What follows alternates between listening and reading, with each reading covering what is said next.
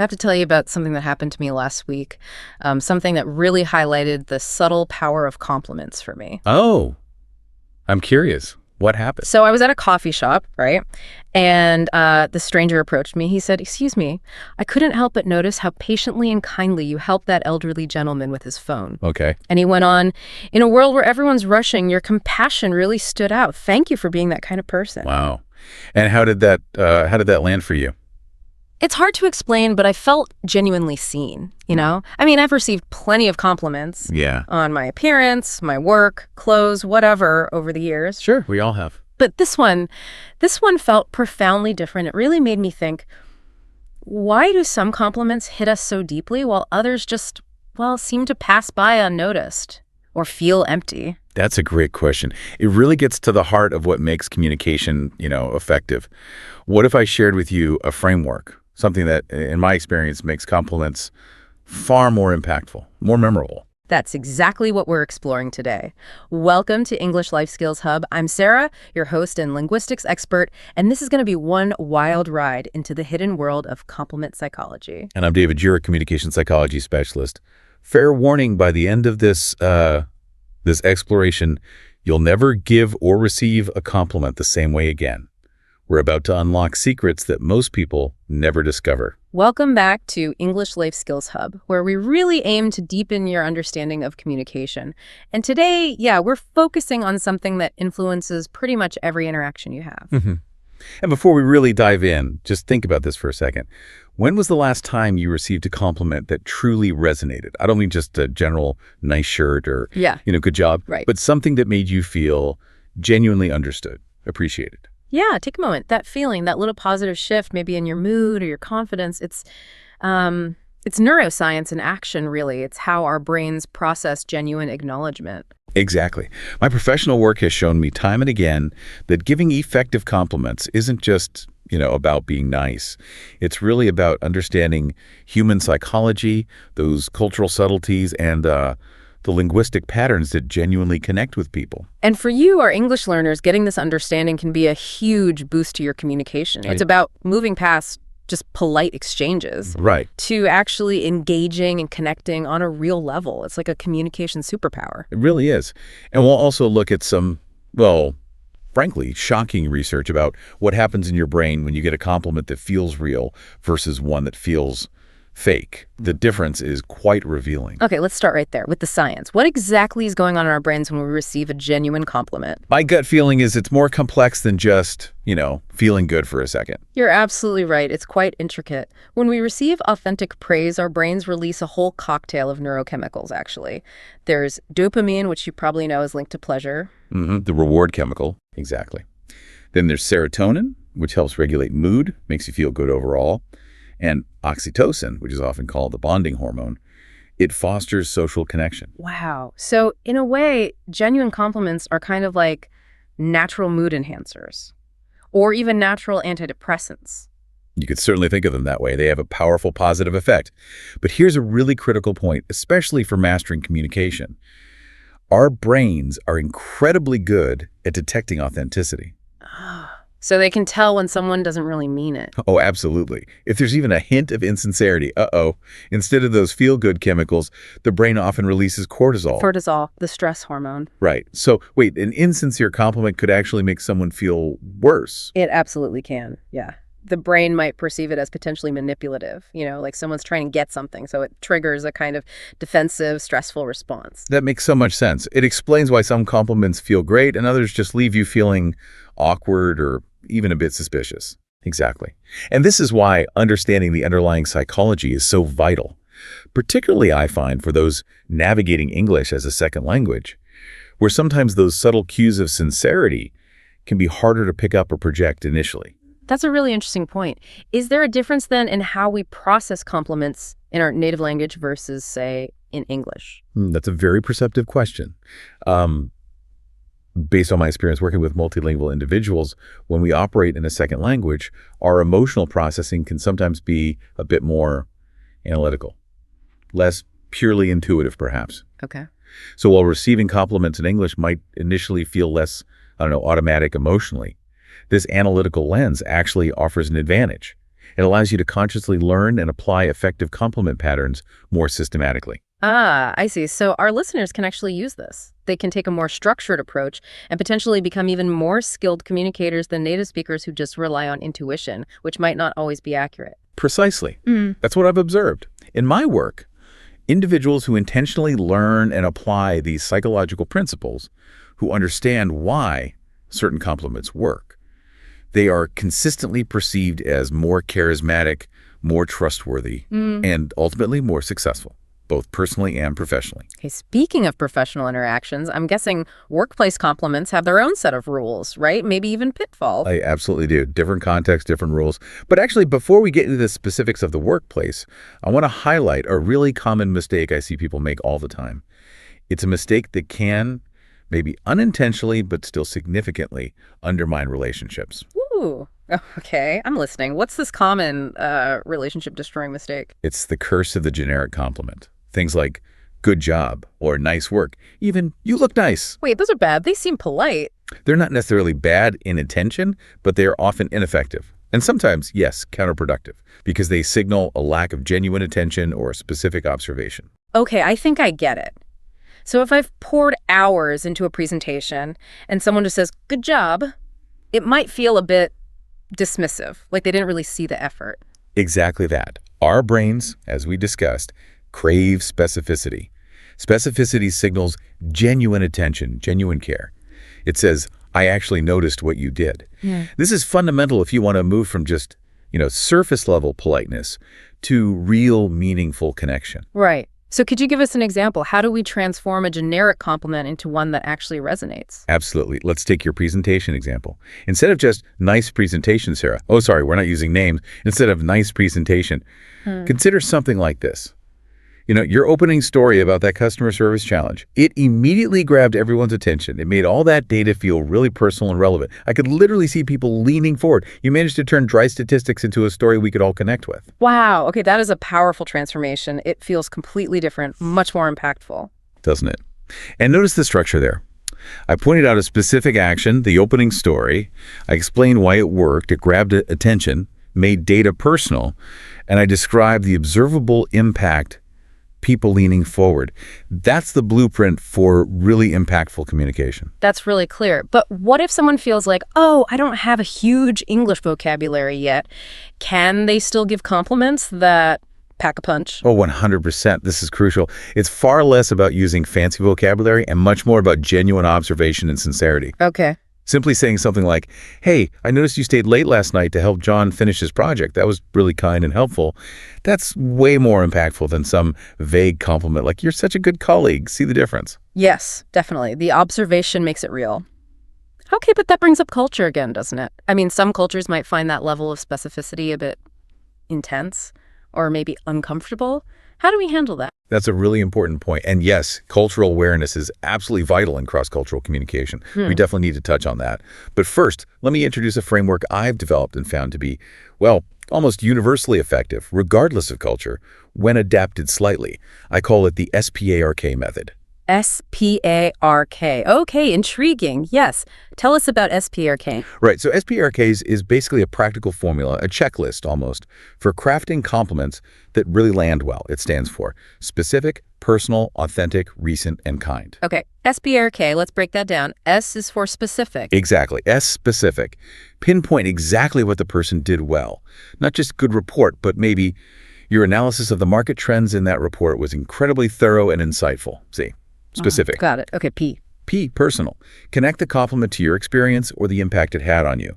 So, continuing the example, you might add, your explanation of those trends really helped me understand something I've been struggling with. Makes it personal. Okay, that makes sense. Adds weight. A is for authentic. Yes. A, authentic. Use genuine, heartfelt language that reflects your true feelings. Don't force it. Phrases like, I was genuinely impressed by that, or I felt really inspired when you... Right. Sincerity is key. Are recent. Deliver the compliment as close to the action or event as possible. Feedback given weeks later loses some of its impact and can feel less sincere. Freshness matters. Good point. And K. And finally, K, kind. This is about intention. Your sole purpose in giving the compliment should be to make the other person feel valued and appreciated. Not to subtly ask for a favor, not to manipulate, just pure kindness. Okay. SPARK specific, personal, authentic, recent, kind. Let me try this. So instead of just saying that was a good explanation of SPARK, I could say, Go for it. your breakdown of the SPARK method just now was incredibly clear and practical, specific. The way you use those concrete examples really made it click for me, personal, and I genuinely feel like I can start using this right away. Authentic. Thank you for making that so accessible. Kind. And it's definitely recent. How was that? That was absolutely spot on. Excellent. You really captured the essence of SPARK there. And tell me, how did that feel for you to say compared to just good explanation? Wow, it felt much more meaningful, more Yeah. substantial. Like I was actually offering something of value, not just noise. And I imagine it probably felt different receiving it too. It absolutely did, yeah. Your specific and authentic feedback, connecting it to your own understanding, it made me feel genuinely appreciated. And honestly, it reinforced my motivation to share these kinds of techniques. That's the real power here. It creates this positive feedback loop, this deeper connection. Yeah, I could see that. But okay, flipping it around, what about being on the receiving end? I think so many people, myself included sometimes, and definitely many of our listeners, find it really awkward or challenging to accept compliments gracefully. Oh, that's such a common challenge. It's almost universal, I think. And it gets particularly nuanced in English conversation because, as we touched on, cultural norms around receiving praise vary so widely. Definitely. I've seen students from some backgrounds almost automatically deflect or deny compliments. Oh no, it was nothing, or anyone could have done it. And while the intention might be humility, it can sometimes make the giver feel a bit dismissed. Exactly that. Or, on the flip side, in some cultures, very direct acceptance might feel like boasting or arrogance. It can be really tricky to navigate. However, in my experience, there is a graceful approach that tends to work well across most cultural contexts in English-speaking environments. Okay, what is this magic method for receiving compliments gracefully? It's actually surprisingly straightforward. Are you ready? Yes. Just say, thank you. That's it. Just thank you. Well, thank you is the essential core. Then you can add optional, authentic elaboration, but the key is start with simple, clear acceptance. No deflecting, no denying, and crucially, no feeling obligated to immediately return a compliment. Just accept the gift. Okay, thank you. Plus, optional authentic elaboration. Can you give us some examples of what that elaboration might sound like? Sure, it could be simple like, thank you, that means a lot to me. Or, thank you, I really appreciate you noticing. If it relates to effort, maybe, thank you, I worked quite hard on that, so I'm glad it showed. Or perhaps focusing on the process. Thank you, I learned a great deal doing that. Okay, so the key is acknowledging the compliment positively without either batting it away or, inflating it wildly. It's about graceful acceptance. Precisely. And here's a pro tip I often share, especially for navigating cross-cultural situations. Yeah. If your own cultural background makes direct acceptance feel genuinely uncomfortable, you can acknowledge that. You could bridge the gap. How would that sound? You could try something like, thank you, that's very kind. In my culture, we often express appreciation a bit less directly, but I truly value your feedback. Oh, I like that. That's really thoughtful. It allows you to be authentic to your background while still engaging effectively in, say, an American or British context. It shows real cross-cultural communication skill. Absolutely. And here's an interesting side effect I've noticed. When you receive compliments gracefully, using these kinds of methods, it actually encourages people to give you more specific and meaningful feedback in the future. It creates this upward spiral of positive communication. That makes sense. You're rewarding their effort in giving a thoughtful compliment. But what if a compliment feels off, like manipulative or just plain insincere? How should we handle those? That's a very important distinction to make. Manipulative or insincere compliments often follow certain patterns, don't they? Like what? Well, sometimes they're immediately followed by a request for something, or they might feel wildly exaggerated, or the focus isn't really on you, but more on what you can do for the other person. Your gut usually tells you something's off. Right. So how do we respond to those without being rude, but also without, validating the insincerity? You can still offer a polite, simple thank you. Politeness is generally a good default, and it doesn't mean you have to actually believe the compliment or feel obligated by it. Okay, just thank you. Yes. But crucially, no elaboration, no, oh, that means so much. Just a simple, perhaps slightly cool thank you, and then pivot. Change the subject, move the conversation on. That sends a subtle signal without causing conflict. That's very useful. Okay, let's dive deeper into those cultural differences now. You mentioned how much compliment patterns can vary across different English-speaking countries and other cultures too. Yes, this is an area I find endlessly fascinating in my cross-cultural communication work. The variations are significant. Let me give you a few examples. Please do. I'm ready to learn. Okay, think about mainstream American culture. Compliments tend to be pretty frequent, quite direct, and often used to build rapport and positive energy. Right. An American colleague might compliment your shirt, your comment in a meeting, maybe even your lunch, all in one go. It's often about creating that connection, that positive vibe. That's very true. I remember feeling almost a bit overwhelmed by the sheer volume of compliments when I first spent time in the US compared to back home. Exactly. Now, contrast that sharply with, say, traditional British culture. Compliments are often much more understated. Sarcasm or irony can even be woven in sometimes. Okay. So a British person saying something like, that presentation wasn't half bad, actually, could genuinely be offering very high praise. The understatement is the compliment. Oh, wow. So an English learner, maybe expecting American-style enthusiasm, could completely misinterpret that high praise as lukewarm or even critical. Precisely. It happens all the time. And then let's take German culture for another contrast.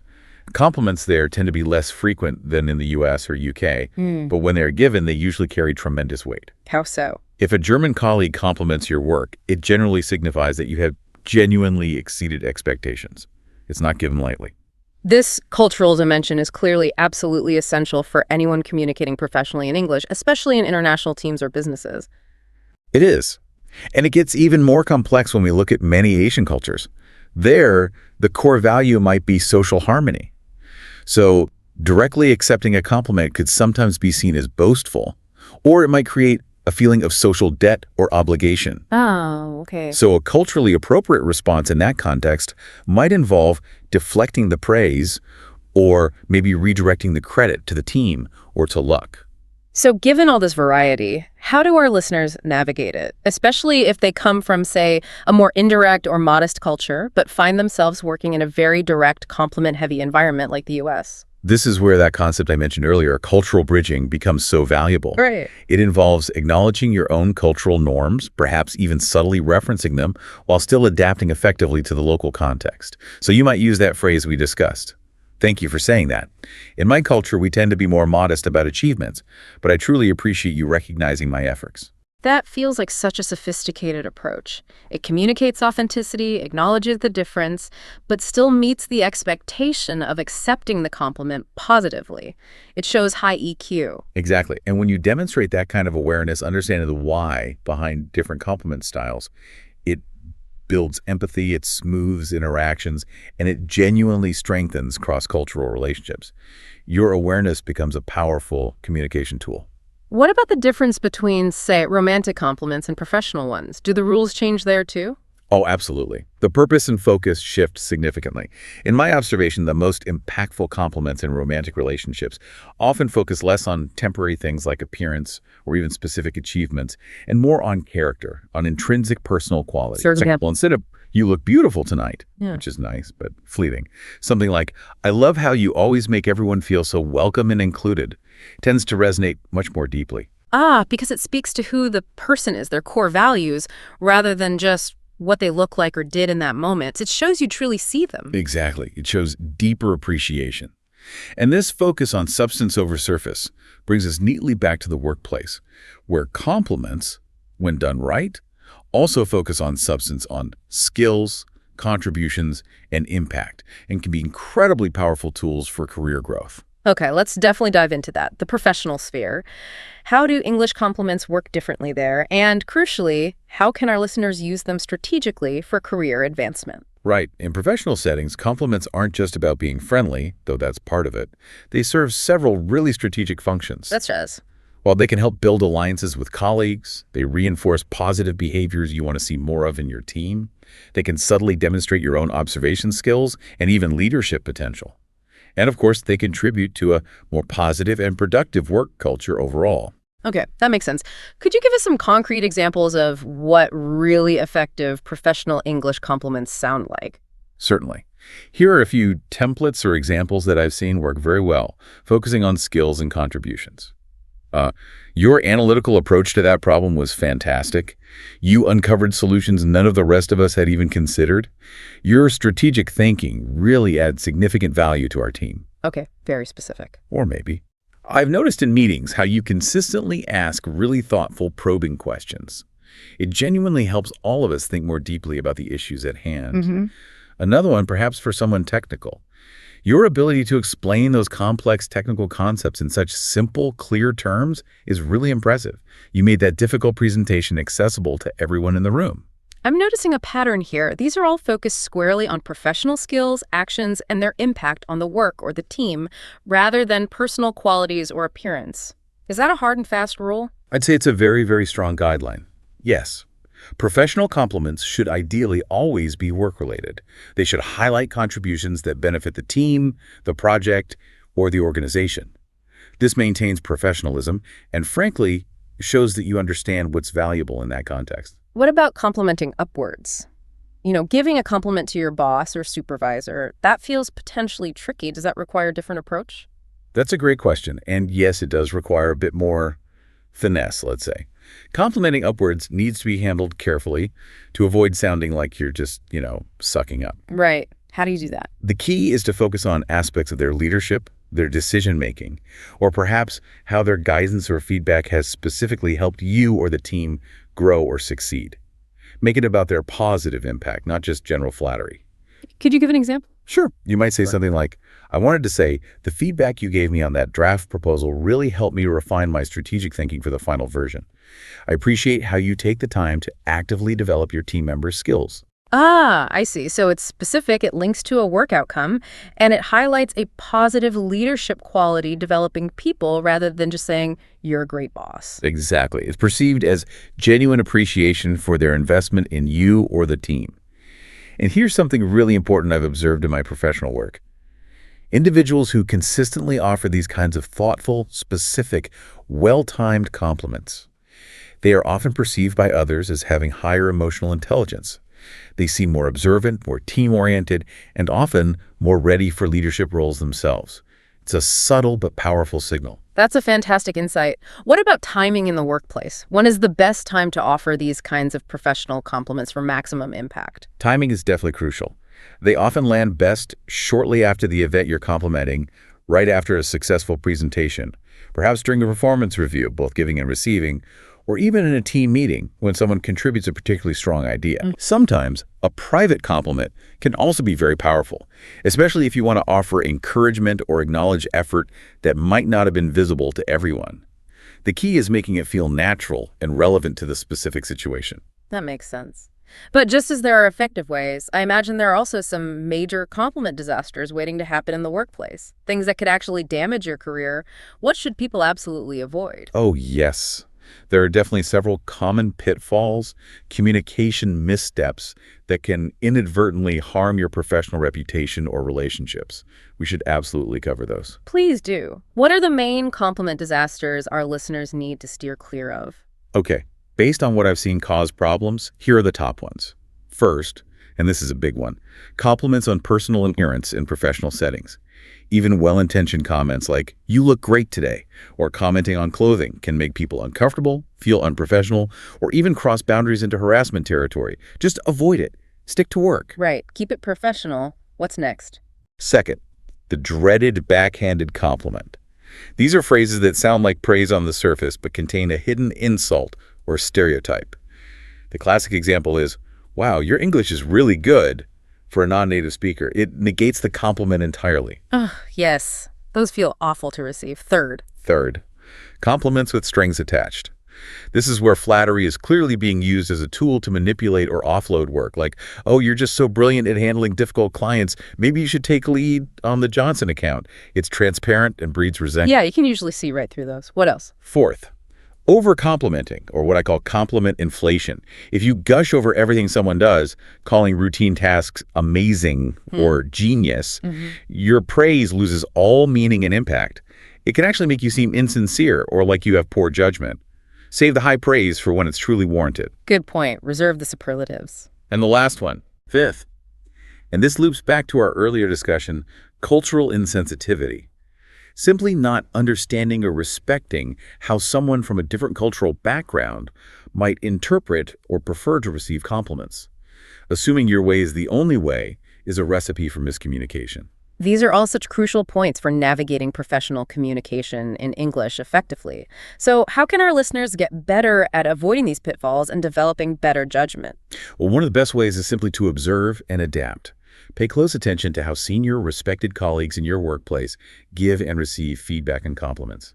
Notice what lands well, what feels genuine, what seems effective in your specific environment. So, learn from positive role models. Exactly. And of course, consciously practice the SPRK method we talked about. Applying that framework-specific, personal, authentic, recent kind will naturally steer you away from most of these pitfalls like generic or insincere comments. And always remember that core principle. It's about quality over quantity. A single, thoughtful, specific compliment can be far more powerful and relationship building than a dozen empty ones. Absolutely. Which, speaking of practice and application, I think brings us nicely to our listener challenge. Are you ready to help our audience put all this into action and really refine their compliment skills over the next week? I absolutely am. Let's give them a practical step-by-step plan they can start using right away. All right, listeners, get ready because it's time for your Communication Enhancement Challenge. Let's walk through this 7-day plan to level up your compliment game. Okay, here's your mission for the next week, broken down day by day. Days 1 and 2. This is your observation phase. Just pay really close attention. Notice the compliments you hear people give and the ones you receive. Try to analyze them, which ones felt genuine, which felt a bit empty or generic. Start consciously recognizing the patterns we've discussed today. Okay, just observing first. Yeah. Got it. Days 3 and 4. Days 3 and 4. Practice giving. Now it's time to actively use the SPARK method. Your goal is to give at least one specific, personal, authentic, recent, and kind compliment each day. Maybe even write it down beforehand if that helps. And afterwards, take a moment to reflect. How did the person respond? How did it feel? Actively practicing SPARK. Okay, then days 5 and 6. Days 5 and 6. Practice receiving. Now shift your focus to how you accept compliments. When someone praises you, consciously practice that thank you plus optional authentic elaboration method. Resist the urge to deflect or minimize. Notice how it feels to simply accept the appreciation gracefully. Practicing acceptance. Good one. And day 7. Day 7, integration day. This is where you bring it all together. Make a conscious effort throughout the day to both give thoughtful SPARK-style compliments and receive any compliments you get with grace. This is where you'll really start to feel the shift in your interactions. I love that structure. And everyone, please remember, the goal here isn't instant perfection. It's about consistent practice, raising your awareness, and making small improvements. Every attempt helps you become a more observant and skilled communicator. Absolutely. And here's an extra tip I often recommend. Keep a small compliment journal for the week. Just briefly jot down the SPARK compliments you give, maybe the thank you plus responses you try, and any interesting reactions or feelings. It really helps solidify the learning. Ooh, I really like that idea, the journal. Okay, and maybe one more bonus challenge for those feeling adventurous? Go for it. How about this? During the week, try to give at least one thoughtful compliment in English to someone you know comes from a significantly different cultural background than your own. It's a fantastic, real-world way to practice your cross-cultural awareness and bridging skills. Excellent addition. And remember, the ultimate goal here isn't just about mastering a technique or improving your English fluency. Those are great outcomes. It's fundamentally about becoming the kind of person who actively looks for the good in others, who takes the time to genuinely acknowledge it, and who, as a result, builds stronger, more positive connections and literally brightens people's days. Beautifully said. And when you start doing that consistently, you'll likely find that people are naturally more drawn to you, your relationships deepen, and your own confidence in speaking English just grows organically. So as we wrap up our conversation today, maybe let's just reflect for a final moment on why mastering this seemingly simple skill is actually so fundamental for anyone who's serious about becoming a truly effective and connecting communicator in English. If I could offer just one final insight, it would probably be this. Genuine compliments, the SPARK kind we've been discussing, they aren't just nice words, they are profound gifts of attention and appreciation. When you truly see someone, you see their effort, their unique character, their contribution, and you take a moment to articulate that recognition authentically. You're not just practicing good communication, you're actually fulfilling a deep, fundamental human need we all share. the need to feel valued, seen, and understood. That's such a beautiful and powerful way to frame it. And for me, building on that, I really want you, our listeners, to recognize that developing these compliment skills isn't about learning tricks or manipulation. Not at all.